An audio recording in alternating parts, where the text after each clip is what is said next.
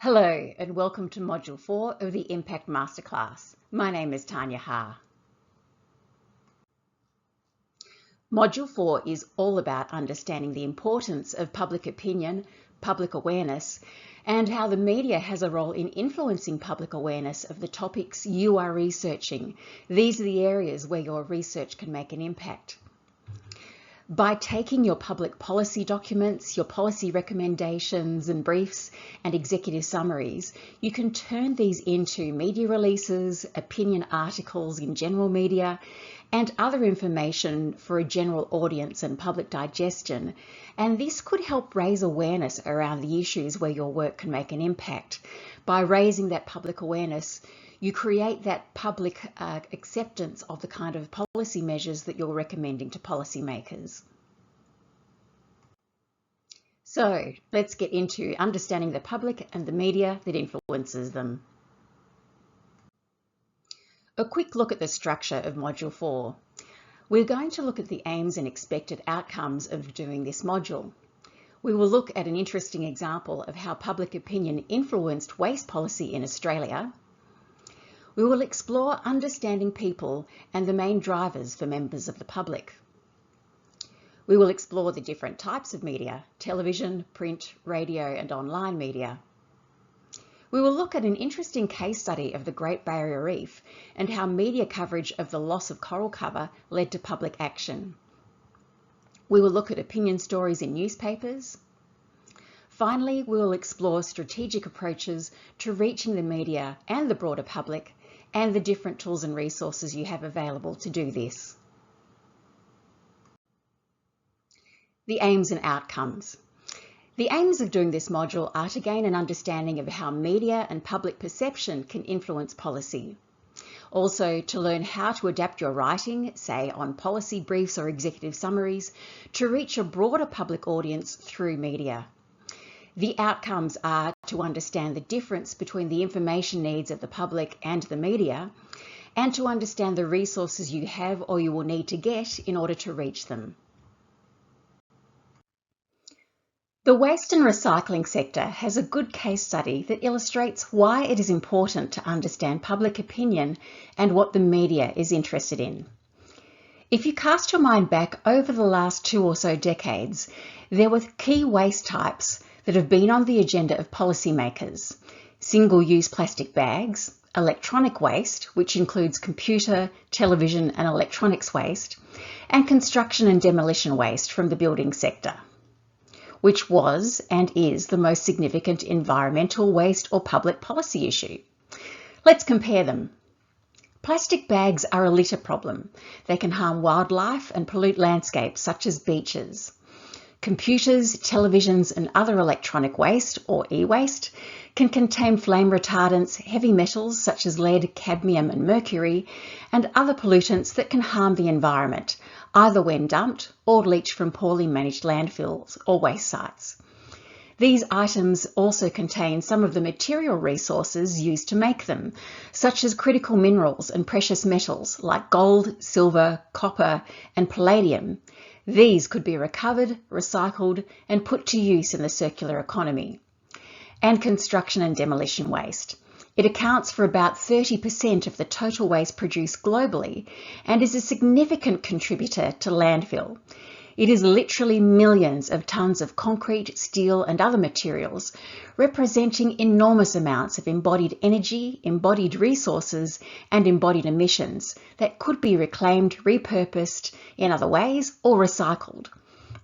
Which is the most significant waste issue? Which gets the most media and public attention, and which therefore got more policy action earlier this century? In the early 2000s, there was an increase in public interest in plastic bag waste in many countries after the Irish government introduced a plastic bag levy of 15 euro cents. And that saw a dramatic and rapid reduction of the amount of single-use plastic bags used by customers to take their groceries home from supermarkets. In Australia, an environment group issued a media release calling for a plastic bag tax or levy to be applied in Australia to similarly reduce plastic bag consumption. This gained enormous media coverage. People were talking about plastic bags and writing to their government representatives asking for action.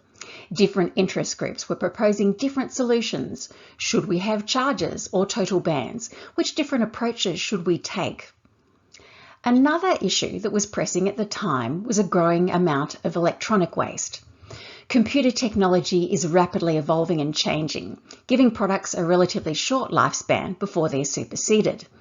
With a growing global middle class, a rapidly increasing number of people were getting computers, mobile or cell phones, and other electronic equipment. Television and home entertainment technology was rapidly changing with the onset of digital television and the phase out of analog signal broadcasting, and the shift from large, heavy cathode ray tube televisions to flat screen televisions was also happening. So there was a fairly urgent need to address this waste policy issue. And finally, construction and demolition waste. It was and continues to be one of the largest contributors of waste going to landfill.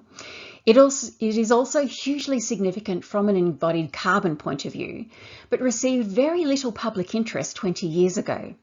Plastic bag waste got all of the attention, despite being a litter policy issue. Yes, there is concern about litter in the environment and the effect of microplastics, but from a waste and resource managing point of view, it was a very small amount of material for waste policymakers to deal with. Plastic bags were the waste issue that received by far the most amount of media and public attention for several reasons. A number of environment groups and non-government organisations concerned about wildlife or litter were very vocal and very active in the media in raising awareness of the issue. The public understood the issue. They had experience of using plastic bags or seeing littered plastic bags spoiling scenic landscapes. People responded emotionally to images like the one you see here, turtles choking on plastic bags or birds and other wildlife getting caught up in plastic bag waste. These evocative images of suffering animals and spoiled landscapes were useful for visual media like television, magazines and newspaper, where stories need good images. There were no equivalent images of wildlife being harmed for construction and demolition waste or electronic waste. There was some attention paid to electronic waste, particularly when the phase out of television analog signal saw some illegal dumping of old TV sets, but it wasn't anywhere near as much attention as plastic bag waste received. Consequently, the media coverage for plastic bag waste and recycling and discussion around different policy options put public pressure on policymakers, decision makers and politicians. Ultimately, this led to policy change relatively quickly. Now let's get into understanding the broader public and the media, starting with the broader public, because they ultimately are the audience for the media. In other words, the media are interested in topics the public is interested in and elements that they will respond to. What are people interested in? Well, they're humans. Humans are highly visual. We respond to visual stimulus like bold colours, interesting textures and movement. Things that make you say, wow, look at that. So vivid colours, vivid pictures, vivid information are the things that people take notice of and respond to. Like explosions on television or car chases, you'll often see those in the news. Gorgeous wildlife, beautiful landscapes, inspirational art and inspirational looking cities. People who look friendly. Also, people are taking their mood and mental health into account when they're choosing what to listen to. Media outlets are reporting that their audiences are experiencing disaster and conflict fatigue. I don't want more bad news. So you need to be careful of the tone of language you use. You can present the seriousness of the climate change challenge, but emphasise the positive solutions you are working on, as well as good news stories or case studies of good policy changes that have happened. People don't necessarily want someone depressing to listen to on television, but they will respond to passion and enthusiasm, and they like a tone that's positive and encouraging while still being informative. Give me grounded things that I have control over. Humans don't like feeling out of control. So balance presenting the urgency of the challenge you are addressing by emphasising what can be done at a government or policy level and by industry, but also actionable ideas in which ordinary people can play their part. This will help you to manage how people will feel about the information that you're sharing with them. I have a million other priorities and I'm just so tired. Many people are exhausted by their work and home demands, as well as the things they read about in the media. So if you can present ideas that are either easy to do or that are appealing or irresistible, then that will be very evocative and impactful. So for example, if you're looking at urban adaptation, you could show people green cities that have green infrastructure that looks lush, inviting and beautiful. Then you're helping people visualize a possible future environment that is appealing rather than frightening. In understanding people and deciding how you want to influence public awareness of your area of interest, you need to ask yourself the following. Do I want awareness or action? Do you want to create community awareness of the topic you are researching or the challenges addressing? Do you want members of the public to care about the issue or challenge, which will empower policy and decision makers in this space to take action on behalf of their constituents? Or do you want the people finding out about your research to do something as a result? For example, if a business leader finds out about your work, do you want them to apply your work to their decision making, such as the procurement of new buildings or the refurbishment of existing offices? Do you want them to consider the things that they would assign to expert suppliers to implement? Or perhaps if they are homeowners, do you want them to think about efficiency measures when they're building a home or applying different types of shading or cooling, or thinking about the different ways that they use energy in their homes and neighbourhoods? You may want to raise awareness, encourage action, or both. Now you have to ask yourself, what do people want to know? Well, they want to know how your research will affect them. Will it affect me? Will it make my bills cheaper? Will it make my home more livable? Will it make my life harder? What's in it for me? What's in it for me, which could simply be a more comfortable home, a lower cost of living, a better offering for customers, a more efficient and productive way to do business, or it might be the esteem that comes with having better environmental credentials. Here are some principles for communication with the broader public. Clarity and simplicity. Make it understandable. This is an audience that will not understand terms like emissions per tonne or carbon dioxide equivalents per cubic metre. They need simple, clear language that makes it relevant to their day-to-day lives. Relevance and context. Make it relate to my life. As I've mentioned, interpret your research in a way that brings it home to them, that relates it to their workplace or living place, or that relates it to their local region or community. Accuracy and integrity. Make it believable. Stand on your credentials as a researcher. Make sure that you show that you know what you're talking about without using jargon or language that is too complex, and speak with confidence and authority. Here is an example of a communication project that made difficult concepts and scientific information clearer and more understandable to the broader public. In the early 2000s, the state government of Victoria wanted to communicate to householders how their daily lives and their energy use in the home was influencing climate change. The trouble is that most greenhouse gases are invisible, so it is very hard to visualise carbon dioxide. What does a tonne of CO2 look like? If you can't see it, if you can't smell it, if you cannot interact with it, is it real in people's minds? The communication challenge was to make these intangible gases tangible and to connect their production with the daily lives of ordinary people. So the people involved came up with the concept of the black balloon. One single party balloon filled with carbon dioxide would contain about 50 grams of this important reference gas.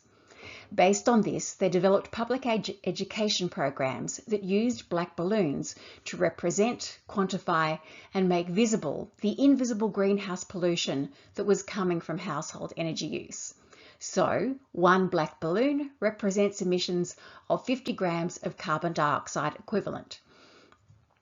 They ran a series of television commercials that illustrated that, although you cannot see the carbon dioxide emissions when you are using energy in your home, they are still being created as a result of your energy use. So when lights turn on, they use electricity. That electricity at that time and location was predominantly coming from coal-fired power stations and generating carbon dioxide emissions in the process. The television commercials and the print advertisements showed black balloons coming out of light fittings. It showed them coming out of washing machines and clothes dryers and other appliances in homes that use electricity. This advertising and public awareness campaign was an effective way of making an invisible problem visible.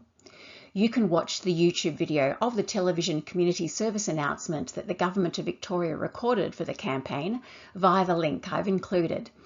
It was a very powerful campaign that helped householders to understand something they previously did not, connecting their household behaviours with environmental consequences and motivating them to change their behaviour.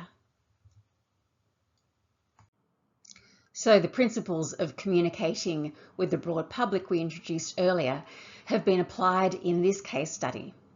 For clarity and simplicity, the simple black balloon made invisible greenhouse gas emissions visible. The relevance and context was taken into account in educational materials by matching the number of balloons to the emissions of a specific everyday activity.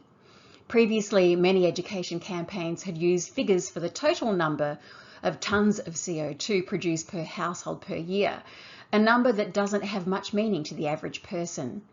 The black balloon put emissions in the context of the things that they do and understand, showing people that, for example, drying 1 load of clothes in a clothes dryer at the time in that area produced 3 kilograms of carbon emissions, or enough to fill 60 black balloons. It added context and provided a sense of size and scale to the different activities in the home that produce emissions through electricity use. Accuracy integrity, this particular program was driven by a government organisation, and it also had the backing of many researchers as well, because it was applying research that they had done themselves. We have looked at ways that you can communicate with the broad public. Now let us look at communicating with them through the media. There are 3 main types of media that you will have the opportunity to work with. Newspapers and magazines and online media are the written form of media. They want an interesting topic. They want something that they can write about that will engage potential readers. They want stories that will attract people to their newspapers and magazines. What do they need? They need pictures or graphics that illustrate the story. They need some background information. So that might be an adapted version of your policy brief into a media release. And they need someone to interview. Ideally, that should be you.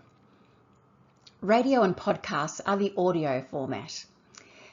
This particular format is really useful for reaching people as they are driving or commuting to work. Many people have the radio playing in their car or through their smartphone while they're getting around. People also listen to radio in the home. They listen to the radio as background noise. Many older people who live at home alone report that they listen to the radio as company, so that makes it a very powerful medium. Radio producers who work behind the scenes and their on-air radio presenters need someone to interview who can speak in understandable, clear, friendly language. Television is a visual medium. As well as someone engaging and articulate to interview, they will need interesting things to film. So, for example, if you are doing a television story about green infrastructure that will help with climate change and make cities cooler, choose a location to conduct the interview that has a relevant green roof or a vegetated wall to provide a good backdrop and features that the camera person can film up close and take footage of.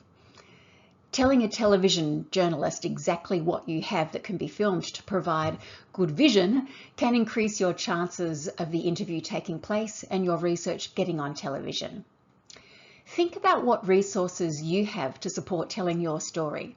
That might be graphics, so diagrams that illustrate the processes involved in your work, or that illustrate the outcome of it, or that show your work in action.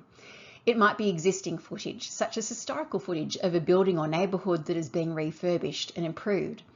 Or it might be time-lapse video showing the sun as it rises and sets and moves over a building through the day so that audiences can see how shade changes through the day. Thermal images and heat maps are also powerful. Think of how you can tell your story with visuals. What drives the media? Three key things provide the motivation for media companies and individual journalists to do their work. A typical media company has a profit motive. They want large audiences because that attracts large advertising dollars. The more that they can report that, this many thousands or millions of people read their stories, watch their news, or listen to their radio stations, then they have greater justification for their advertising rates. That is their business model. Some individual journalists and some media organisations are motivated by a more altruistic motive. They believe that the media's role is to speak truth to power and to hold government and other authorities to account. They believe in journalism as an important aspect of democracy, or informing the broader public of important issues that affect them. Finally, there is the power and influence motive. The owners of media organisations might want political or public influence for a variety of reasons, and sometimes different media outlets champion different causes. For example, when Al Gore had the film An Inconvenient Truth, many media organisations were part of a very broad movement that sought to play a role in bringing the broader public along with efforts to reduce their carbon emissions. The media felt that they could tell that story and influence the public and be part of that movement for change. But there have also been other media organisations with opposing political alignments that have wanted to act against climate change action for a variety of reasons. These are just things to keep in mind when you're talking to the media. What are media looking for to report on? This is summed up by the concept of news values. These are the things that make a story newsworthy. News values are aspects of a story that journalists look for when considering whether or not to cover it. They ask themselves a series of questions that relate to news values as follows. Impact. So, is this story going to impact my audience? Is it going to make a difference or affect their lives? Timeliness. Is this something that's happening now? Here's some example headlines that relate to timeliness. Today, researchers have announced that last year was the hottest year on instrument record. This week, researchers are meeting to discuss the role of artificial intelligence in the energy transition. Timeliness answers the question, why am I hearing about this now? Prominence is a news value that relates to the involvement of a well-known person, place, authority, or event.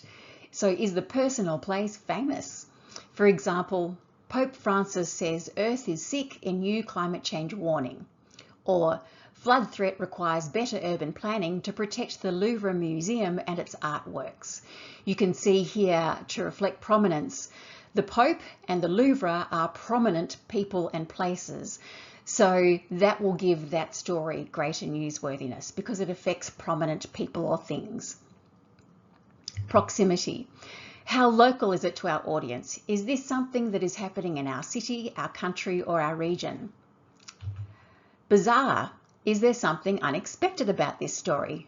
Quirky stories get good coverage. Here's a couple of example headlines. Man arrested after stealing $389,000 worth of cheddar cheese.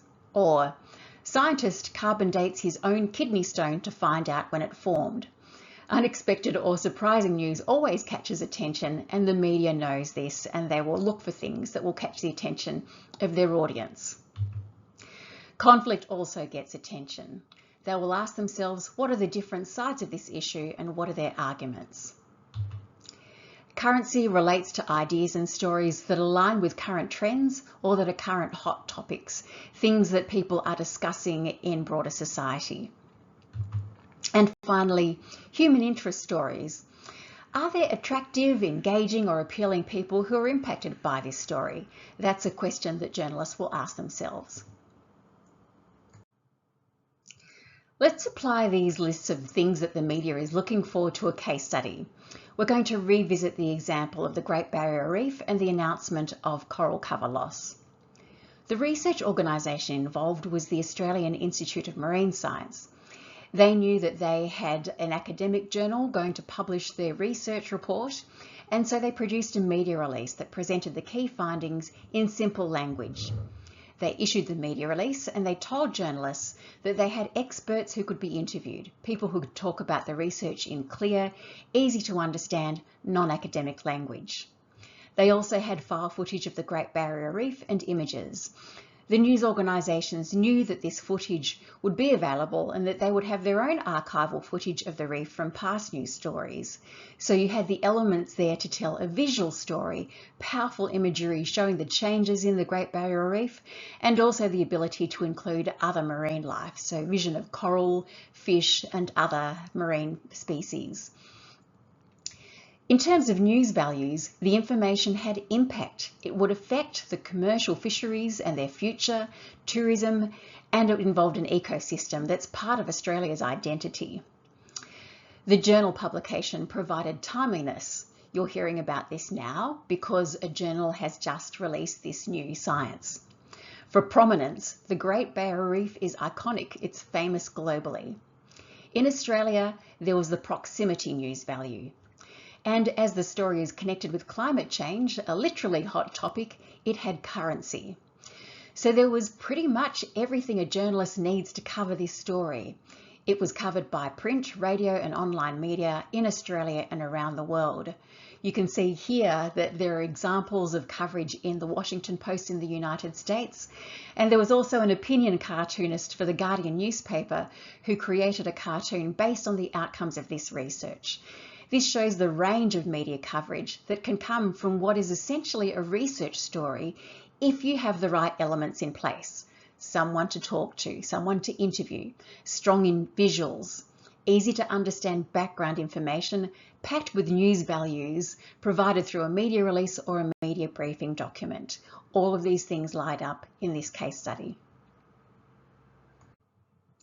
So far we've talked about media from the point of view of journalists covering research by writing, recording or filming stories using the researcher as the interview subject. In the print world, these stories go in the editorial section of newspapers, which has the objective reporting written by journalists. But there are also opinion sections in newspapers and opinion-style radio and television shows. These are made by a guest writer or presenter who has an informed opinion and they have an area of expertise. This person could be you. Many researchers and scientists write opinion articles, putting forward their view on a particular area that they have expertise in. Opinion stories allow their writers to speak directly to the public through that newspaper article, and it's presented as an opinion story from that researcher or expert rather than the editorial work of the newspaper. Once you have a document written for a general audience, a journal article accepted for publication, or even an event such as a conference you are presenting at, you can use these opportunities to give your work newsworthiness and adapt the writing to share it more broadly, perhaps using the written work to produce a media release that can be sent to journalists. So this includes policy briefs and executive summaries. Think about whether these things can be repurposed to write a media release or an opinion article. A media release is essentially a pitch to journalists to cover your research and write a story about it. A typical media release contains simple information about the research findings and recommendations and why they are important, the context. So this is all very similar to a policy brief. Media releases, though, are ideally just one page, with information that follows the reverse pyramid that we talked about earlier in Module 1, in which we're talking about the outcomes and impacts first and explaining why they're important. You might consider writing your own articles if you have channels where you can publish them, such as a university news site or newsletters. That way you can control what's being written rather than relying on the journalist to interpret what you've told them.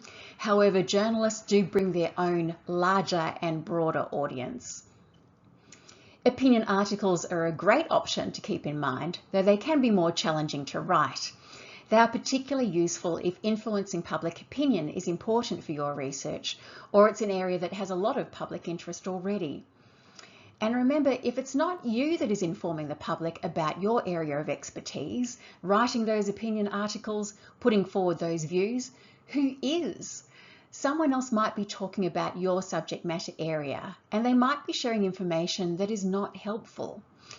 If you, the expert, are sharing your work in the public sphere, there is a much greater chance of evidence-based policy being made because people are paying attention to the evidence that you are producing. Now, you don't have to do this work on your own. Most research institutes and universities have media and communications teams, and they are trained to deal with the media. They can take your research and work with you to produce media releases. You don't have to write them on your own, but a well-written policy brief does most of that work for them, and they can adapt that into a media release that will take your work and put it together into a package for journalists with footage, photos, and other things that can help tell your story. Another thing that you can do is write for The Conversation. The Conversation is an online newspaper. It was started by a former editor-in-chief of an Australian broadsheet newspaper, but has now spread around the world. The idea behind The Conversation is to provide academic expertise combined with journalistic rigour. The Conversation now has different versions in different parts of the world.